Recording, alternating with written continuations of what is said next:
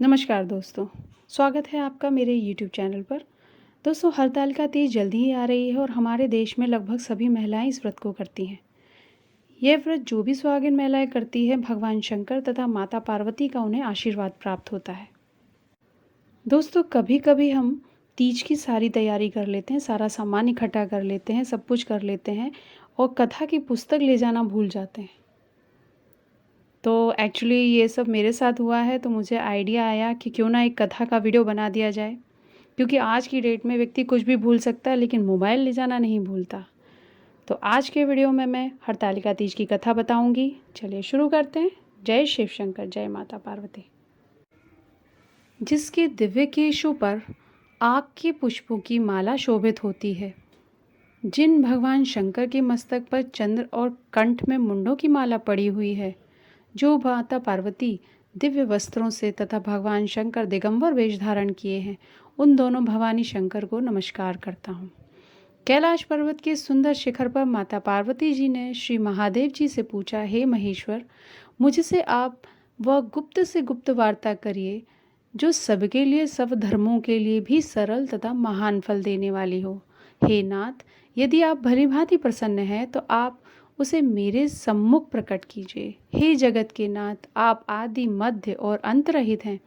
आपकी माया का कोई पार नहीं है।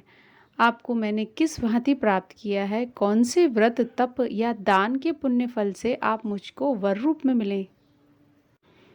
श्री महादेव जी बोले, हे देवी, यह सुन, मैं तेरे सन्मुख उस व्रत को कहता हूँ जो परम गुप्त है। जैसे तारागणों में चंद्रमा, ग्रहों में सूर्य, वर्णों में ब्राह्मण, देवताओं में गंगा, पुराणों में महाभारत, वेदों में साम और इंद्रियों में मन श्रेष्ठ है, वैसे ही पुराण और वेद सब में इसका वर्णन आया है, जिसके प्रभाव से तुमको मेरा आधा आसन प्राप्त हुआ है। हे प्रिय, उसी का मैं तुमसे वर्णन करता हूँ, सुनो। भाद्रपद मास के शुक्ल पक्ष की हस्त नक्षत्र संयुक्त तृतीया के दिन इस व्रत का अनुष्ठान करने मात्र से सब पापों का नाश हो जाता है। तुमने पहले हिमालय पर्वत पर इसी महान व्रत को किया था, जो मैं तुम्हें सुनाता हूँ। पार्वती जी बोली, हे प्रभु, इस व्रत को मैंने किस लिए किया था, यह मुझे सुनने की इच्छा है, सो कृपा करके कहिए। शंकर जी बोले, आर्यावर्त में हिमालय नामक एक महान पर्वत है, जहाँ अनेक प्रकार की भूमि अनेक प्रकार के वृक्षों से सुशोभित है, जो सदैव बर्फ से ढके हुए तथा गंगा की कलकल ध्वनि से शब्दायमान रहता है। हे पार्वती, तुमने बाल्यकाल में उसी स्थान पर परम तप किया था। 12 वर्ष तक जल में रहकर तथा बैसाख मास में अग्नि में प्रवेश करके तप किया। श्रावण के महीने में बाहर खुले में निवास कर अन्न त्याग कर तप करती रही। तुम्हारे इस कष्ट को देखकर तुम्हारे पिता को बड़ी चिंता हुई। वे चिंतातुर होकर सोचने लगे कि मैं इस कन्या की शादी किससे करूं। उसी अवसर पर देवयोग से ब्रह्मा जी के पुत्र नारद जी वहां आए। देवर्षि नारद जी ने तुमको देखा और तुम्हारे पिता हिमालय ने देवर्षि को आसन देकर सम्मान सहित बिठाया और कहा कि हे मुनीश्वर, आपने यहाँ तक आने का कष्ट कैसे किया, कहिए क्या आज्ञा है।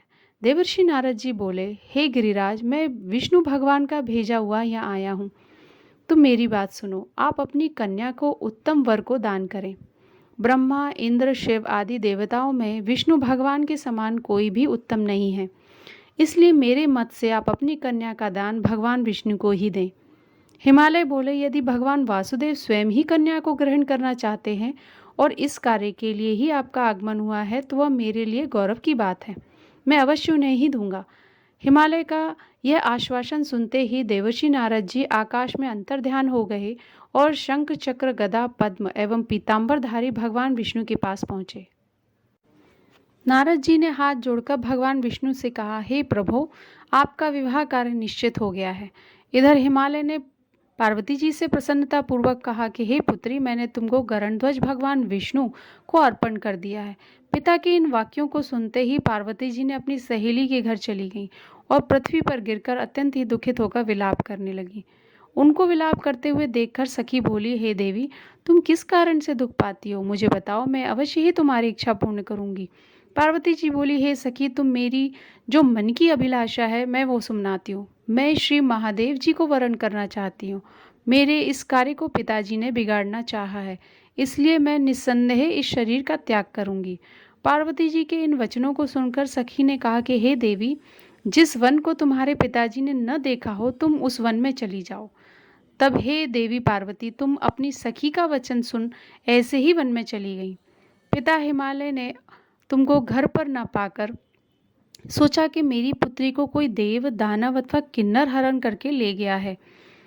मैंने नारद जी को जो वचन दिया है कि मैं पुत्री का गरुड़ध्वज भगवान के साथ वरण करूंगा, हाय अब यह कैसे पूरा होगा। ऐसा सोचकर वे बहुत चिंतातुर हो मूर्छित हो गए। तब सब लोग हाहाकार करते हुए दौड़े और मूर्छा दूर होने पर गिरिराज से बोले कि हमें आप अपनी मूर्छा का कारण बताओ। हिमालय बोले, मेरे दुख का कारण यह है कि मेरी रत्न रूपी कन्या को कोई हरण कर ले गया है, या सर्प डस गया है, या किसी सिंह या व्याघ्र ने मार डाला है। वह जाने कहाँ चली गई है, या उसे किसी राक्षस ने मार डाला है। इस प्रकार कहकर गिरिराज दुखित होकर ऐसे कांपने लगे जैसे तीव्र वायु के चलने पर कोई वृक्ष कांपता है। तत्पश्चात हे पार्वती, तुम्हें गिरिराज साथियों सहित घने जंगल में ढूंढने निकले। सिंह, व्याघ्र, रीछ आदि हिंसक जंतुओं के कारण वन महाभयानक प्रतीत होता था। तुम भी सखी के साथ भयानक जंगल में घूमती हुई वन में एक नदी के तट पर एक गुफा में पहुंची। उस गुफा में तुम अपनी सखी के साथ प्रवेश कर गई, जहां तुम अन्य जल का त्याग करके बालू का लिंग बनाकर मेरी आराधना करती रही। उस समय पर भाद्रपद मास की हस्त नक्षत्र युक्त तृतीया के दिन तुमने मेरा विधि विधान से पूजन किया तथा रात्रि को गीत गायन करके हुए जागरण किया। तुम्हारे इस महाव्रत के प्रभाव से मेरा आसन दौड़ने लगा। मैं उसी स्थान पर आ गया जहाँ तुम और तुम्हारी सखी दोनों थी। मैंने आकर तुमसे कहा कि हे वरानने, मैं तुमसे प्रसन्न हूँ, तुम मुझसे वरदान मांग लो। तब तुमने कहा कि हे देव, यदि आप मुझसे प्रसन्न हैं तो आप महादेव जी ही मेरे पति हों। मैं तथास्तु कहकर कैलाश पर्वत को चला गया और तुमने प्रभात होते ही मेरी उस बालू की प्रतिमा को नदी में विसर्जित कर दिया। हे शुभे, तुमने वहां अपनी सखी सहित व्रत का पारायण किया। इतने में तुम्हारे पिता हिमवान भी तुम्हें ढूंढते ढूंढते उसी घने वन में आ पहुंचे। उस समय उन्होंने नदी के तट पर दो कन्याओं को देखा तो ये तुम्हारे पास आ गए और तुम्हें हृदय से लगाकर रोने लगे और बोले, बेटी तुम इस सिंह व्याघ्र आदि युक्त घने जंगल में क्यों चली आई। तुमने कहा कि हे पिता, मैंने पहले ही अपना शरीर शंकर जी को समर्पित कर दिया था, किंतु आपने इसके विपरीत कार्य किया, इसलिए मैं वन में चली आई। ऐसा सुनकर हिमवान ने तुमसे कहा कि मैं तुम्हारी इच्छा के विरुद्ध यह कार्य नहीं करूँगा। तब वे तुम्हें लेकर घर को आए और तुम्हारा विवाह मेरे साथ कर दिया। हे प्रिय, उसी व्रत के प्रभाव से तुमको मेरा अर्धासन प्राप्त हुआ है और इस व्रतराज को मैंने कभी आज तक किसी के सम्मुख वर्णन नहीं किया है। हे देवी, अब मैं तुम्हें यह बताता हूँ कि इस व्रत का नाम यह क्यों पड़ा। तुमको सखी हरण करके ले गई थी, इसलिए हरतालिका नाम पड़ा। पार्वती जी बोली, हे स्वामी, आपने इस व्रतराज का नाम तो बता दिया, किंतु मुझे इसकी विधि एवं फल भी बताइए कि इसके करने से किस फल की प्राप्ति होती है। तब भगवान शंकर जी बोले, इस स्त्री जाति के अतियुक्तम व्रत की विधि सुनिए। सौभाग्य की इच्छा रखने वाली स्त्रियां इस व्रत को विधि पूर्वक करें। केले के खंभों से मंडप बनाकर उसे वंदरवारों से सुशोभित करें।